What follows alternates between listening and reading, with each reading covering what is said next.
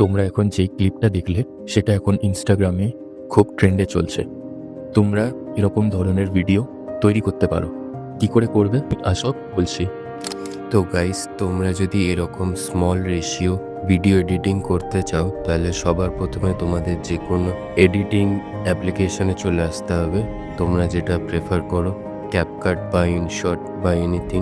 আমি তোমাদের ইনশটে দেখাচ্ছি। ইনশটে চলে আসার পর ভিডিওতে গিয়ে এখানে নিউ প্রজেক্টে ক্লিক করবে।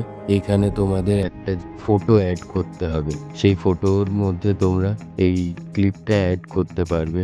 এরকম ধরনের একটা স্মল রেশিও ফটো তোমরা স্ক্রিনশট নিয়ে ক্রপ করে নিও, তারপরে এখানে অ্যাড করে নেবে। তারপরে এখানে প্লাস আইকনে যাবে, ভিডিওসে যাবে, তারপরে যেই ভিডিওটা তোমরা আর কি চাইছো স্মল রেশিওতে আনতে সেটা সিম্পলি অ্যাড করে নেবে। অ্যাড করে নেবার পর তোমরা দেখতেই পাচ্ছ এখানে ছোট রেশিওতে এসছে।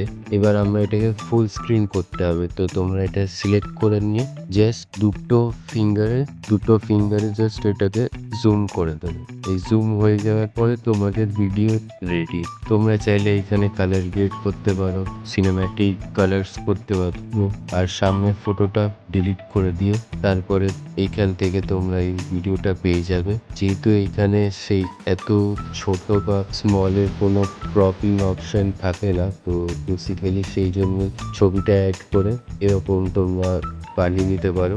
তারপরে এখান থেকে তোমরা এক্সপোর্ট করে নিতে পারো তোমাদের ডিভাইস অনুযায়ী। তো এখানে 180 আছে, 2K আছে, 4K আছে।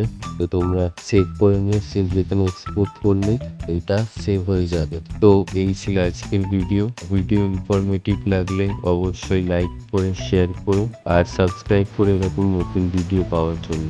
দেখা হচ্ছে নেক্সট ভিডিওতে। Good bye.